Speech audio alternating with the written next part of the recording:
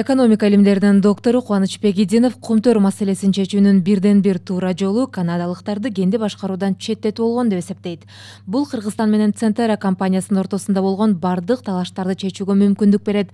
Буга чейин компания кенди толук көзөмөлдөп, коомдук пикирди бурмалап, Кыргызстан өз алдынча мындай өндүрүштү иштете албайт деп коркутуп келген.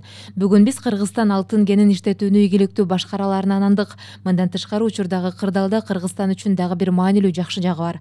Биздин өлкө жок дегенде кенде калган алтынды кыргыз элинин кызыкчылыгында пайдалана алат. Кумтөрдү улутташтыруу маселеси жакын арада пайда болот деп ойлойм. Бул логикалык өнүгүү. Анткени Центеранын туунду компаниялары өздөрүн банкрот деп жарыялашкан.